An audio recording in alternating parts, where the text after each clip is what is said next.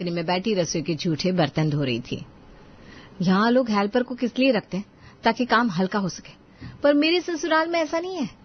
तू जब है बर्तन घिसने के लिए तो यहाँ मुझे क्यों बिठा दिया जाता है? मुझे तो समझ में ही नहीं आता। अरे क्या दीदी सुबह सुबह भंकस करती है? मैं सुबह बर्तन घिसेगी, उसको धोती तो तू ही ना। अरे हाँ, तो मेरी माँ जब तू बर्तन घस सकती है तो धो भी तो सकती है, पैसे तो पूरे लेती है तू। तो टिप टिप ने कब कच कच की? वो तो तेरी सास दिमाग की ढीली है, तो मैं क्या करेगी? अरे नाना बहना, सर पर मत चढ़। आइंदा मेरी सास को दिमाग की ढीली बोली ना तो काम से निकाल दूंगी तुझे। एक तो पूरे 1500 रुपए में सिर्फ बर्तन घिस कर जाती है और काम पर रखने वाली को ही दिमाग की ढीली बोल रही है। इसमें मम्मी जी की भी क्या गलती है? बर्तन ही ऐसे धोती थी तू कि पूरे बर्तन में साबुन की झाग लगी रह जाती थी। अब घर के लोगों की तबीयत पर तो बात नहीं आने दे सकती थी ना मम्मी जी। देख, मेरे लिए उन्होंने आधा काम हल्का करने के लिए तुझे रख ही रखा ना। बुरी नहीं है वो। सही है, तुम दोनों ना एक दूसरे के लिए एकदम इच बराबर हो, बोले तो परफेक्ट। तभी कौशल्या का साइड ले रही उसकी बहू की बैंड बजाने हॉल में बैठी कौशल्या शिल्पा को आवाज लगाती है। तो बर्तन धोती है या वहीं जम जाती है? बहू इधर आ। हाँ हाँ मम्मी जी आ रही हूँ। लो रे बाबा, अब इस तारीफ को पुलिंदा बांधा था, अब बिच ढह गया। अपने हाथों को धोकर पूछती हुई शिल्पा भागती हुई अपनी सास के पास जाती है। क्या हुआ मम्मी जी, आपके घुटनों में फिर से खिंचाव आ गया क्या? रोज बराबर से एक्सरसाइज करती हूँ मैं, मेरे घुटनों में खिंचाव नहीं आने वाला। खिंचाव तेरे दिमाग की नलियों में आ गया। तुझे कहा था ना मैंने कि सारे न्यूज़पेपर को एक साथ इकट्ठा करके रखना, मैं उसे बेचूंगी। कल का पेपर क्यों नहीं है? कहाँ गया वो पेपर? जरूर तूने उस पर रोटियां पैक करके दे दी होगी।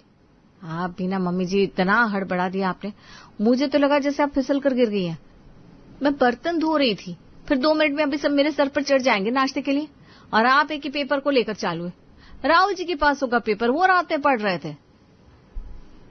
तभी अपने कमरे से बेल्ट एडजस्ट करता हुआ राहुल कहता है, अब भूख तो लग रही है, खाना लग रहा है कि नहीं? हाँ हाँ लाती हूँ, सब्जी तैयार है, बस गरम गरम फूल के सेंक देती हूँ। शिल्पा फौरन किचन में जाती ही कढ़ाई में तैयार सब्जी को गरम करती है और फटाफट रोटियां बेलकर एक प्लेट तैयार करके डाइनिंग टेबल पर लगा देती है। ये लीजिए राहुल, ऑन टाइम। और उसे क्या हो गया? कितनी बार बोला है बहुत ढंग से काम किया कर। एक काम जब हाथ में लेती है तो उसे सही से पूरा कर, पर नहीं, 10 काम में हाथ लगाना होता है तुझे। अब अकेला राहुल तो है नहीं इस घर में, उसके पापा भी है, मैं भी हूँ, आरव भी है। जब नाश्ता परोसी रही थी तो सबकी थाली लगा देनी चाहिए थी। ये कौन सी बात हो गई? एक बार एक आदमी खाएगा, उसके बाद दूसरा। वहीं पास में बैठा न्यूज़पेपर पढ़ रहा सुरेश पेपर को नीचे करके कहता है, छोड़िए कौशल्या जी, सुबह सुबह अपना मूड क्यों खराब कर रही है? अरे मूड खराब करने की बात नहीं है, ऐसे ही एक के बाद एक सब खाते रहते हैं, जिसके कारण दोपहर तक नाश्ते का काम खत्म ही नहीं होता, जिस कारण कभी बालकनी खाली ही नहीं रहता, बर्तन का ढेर लगा रहता है। मैंने तो कितनी बार कहा है किचन के बर्तनों का सिंक यूज में लेने दीजिए मम्मी जी, पर आपको रसोई में जूठे बर्तन रखने नहीं है, तो फिर बालकनी में बर्तन तो रहेंगे ही ना। और जहां तक नाश्ते की बात रही मम्मी जी, तो आप तो पेपर गिन रही थी, पापा जी पेपर पढ़ने में बिजी थे, और आरव ने नाश्ता कर लिया था, तो किसकी प्लेट लगाती मैं? अरे रे बहू, तो क्या हो गया? दोबारा नहीं खा सकता था क्या मेरा पोता? सुबह सुबह अपना मूड और खराब नहीं करना मुझे, नहीं तो सुनाने को ऐसा सुनाती कि मम्मी जी भूखी मिट जाती। शिल्पा फटाफट रसोई में जाकर फुल्की सीखना शुरू करती है, एक के बाद एक प्लेट लगाती जाती है। तभी बालकनी से टिप टिप वहां आती है। अब तुम तो काम करती ही रहने वाली हो दीदी, मेरा काम खत्म होने से रहा, मैं अपने हिस्से का काम करके निकल रही है बाबा। और हाँ, तुझसे सास की चुगली नहीं कर रही हूँ, पर सच कहती हूँ, कभी कभी लोगों को बताना पड़ता है कि पराठे में ज्यादा आलू डालने से पराठा फट जाता है। हाँ हाँ, तेरा पराठा। इतना ही मुझे मानती तो आज बर्तन धोकर रख देती तू। कौन सा मम्मी जी बालकनी में आ जाती है, उन्हें पता चल जाता। धोकर ही चाहिए मैं, बस बर्तन को उधर ही साइड में रख दिया, नहीं तो साथ में ले आती तो तेरी सास तेरा कचरा निकल देती। ये कहकर टिप टिप वहां से चली जाती है।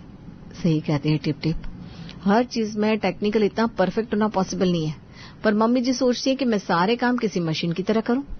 नाश्ते का काम पूरा हो जाता है और शिल्पी बाकी कामों में लग जाती है। रात के वक्त शिल्पा पहले ही सभी को खाने के टेबल पर साथ में बुला लेती है और सभी के खाने की प्लेट लगा देती है। आरव, मम्मा रोटी लाए? नहीं।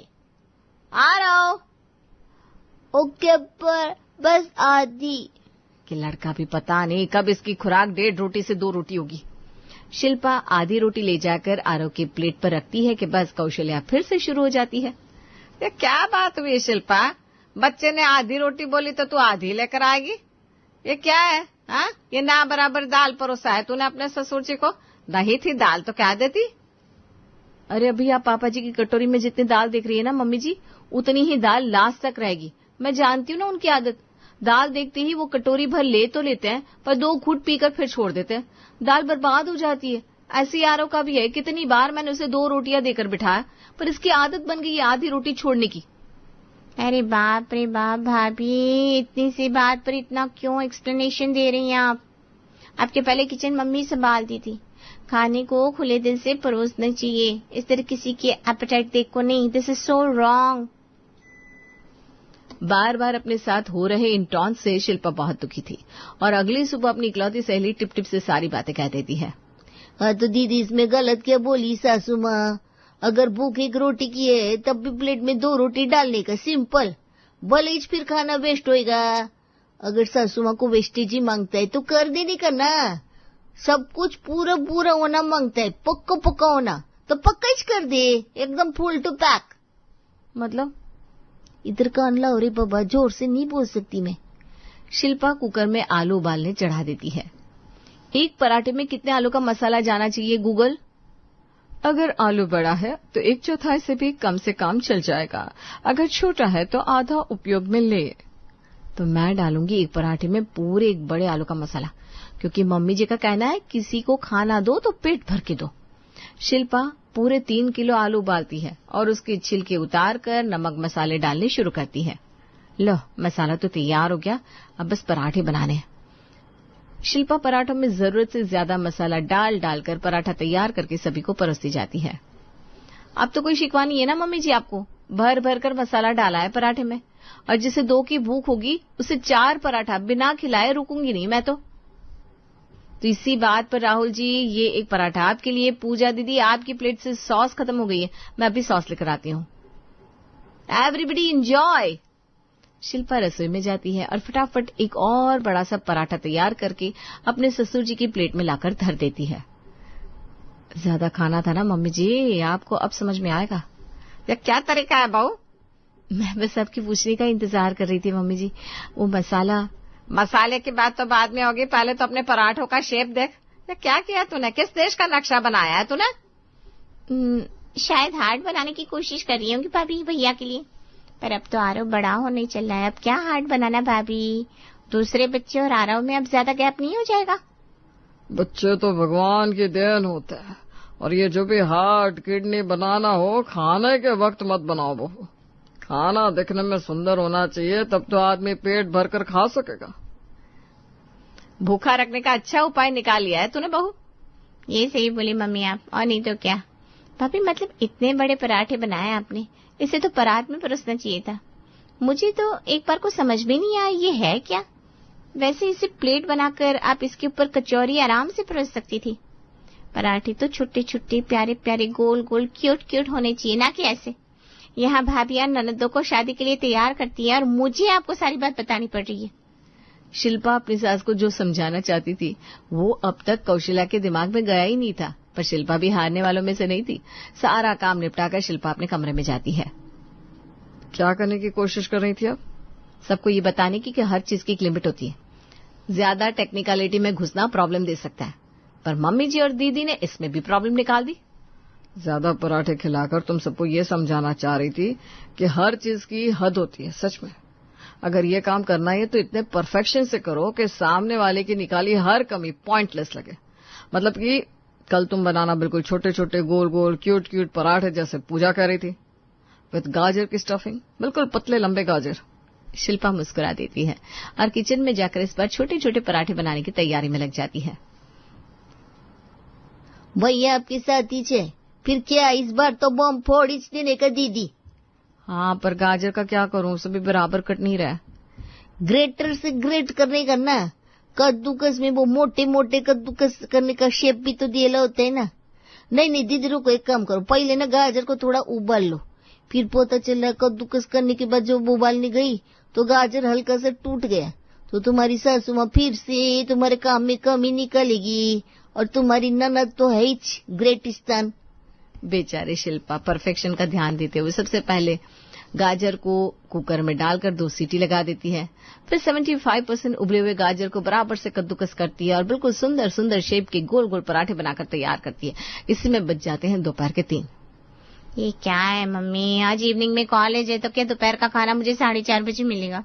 3 बजे से ऊपर हो गया, अभी तक भाभी ने खाना नहीं लगाया। अरे ये टिप टिप आज किचन में क्या कर रही है भाभी के साथ? मुझे तो लगता है कहीं उन्होंने टिप टिप को हेल्पर बनाकर किचन में तो नहीं रख लिया।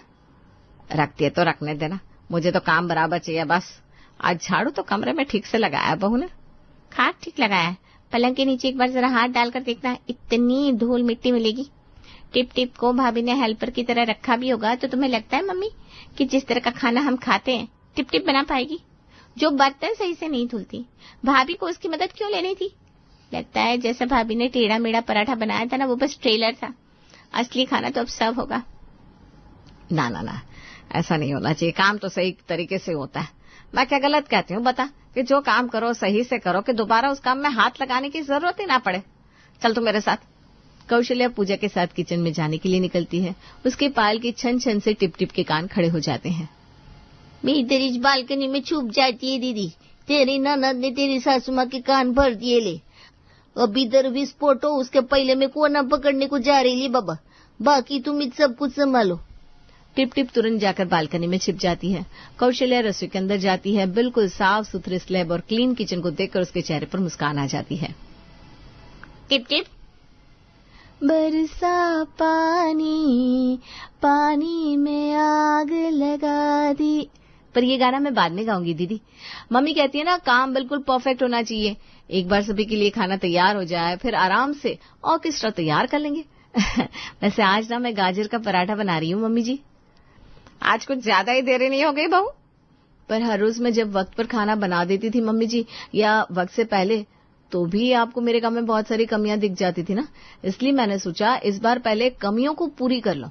उसमें तो वक्त लगेगा ही ना मम्मी जी, और आधा घंटा बस। वो आप कहती है ना, काम ऐसा करो कि दोबारा ना करना पड़े। वैसे भी दीदी को तो 5 बजे कॉलेज के लिए जाना है, अभी तो वक्त है क्यों दीदी? एक पराठे के ऊपर एक के बाद एक गाजर के लंबे लंबे पतले टुकड़ों को शिल्पा सजाती जाती है, फिर उसके ऊपर मसाले छिड़कती जाती है और दूसरा पराठा रखती है। 4:30 बज गए पराठों को तैयार करते हुए, और उसमें भी गाजर का टुकड़ा पराठे के बाहर आ जा रहा है। एक पराठे को तैयार होने में इतना वक्त लग रहा था कि अब कौशल्या का भी पेशेंस टूटने लगा था। अरे बहू, दुकान से तेरे ससुर जी आकर बैठे हुए हैं, उन्हें वापस जाना है, जल्दी से पराठा ले आ।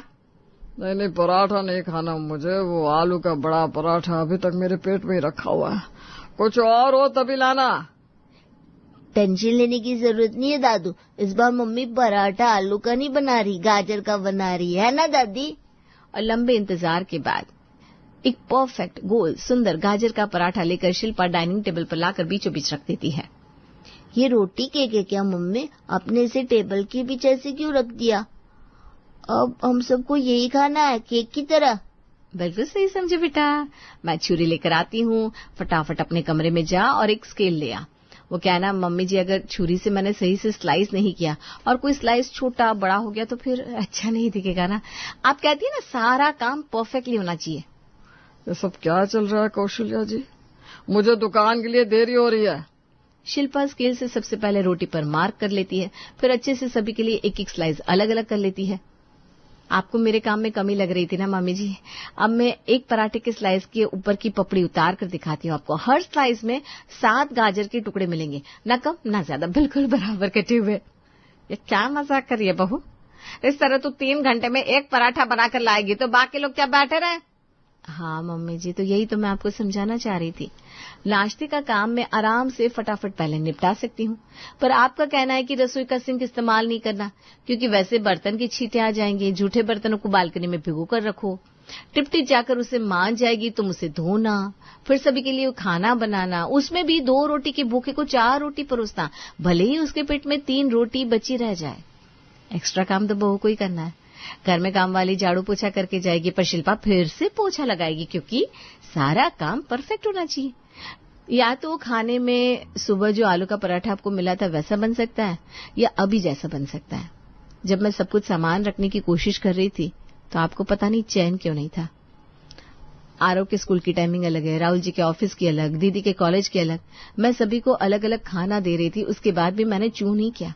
पर उसमें भी आपने कह दिया बर्तन बहुत ज्यादा हो जाते हैं। पर कोई ये तो देखे मैं कितना काम कर रही हूँ। बहू की बातों में दम तो है कौशल्या जी। दिन भर आप बैठे बैठे चीजों में कमी निकालते रहेंगे तो यही होगा ना। मैं और राहुल तो दुकान चले जाते हैं। आरव, अब तुम जब घर पर बैठे रहोगे तो मम्मी की डस्टिंग में मदद करोगे।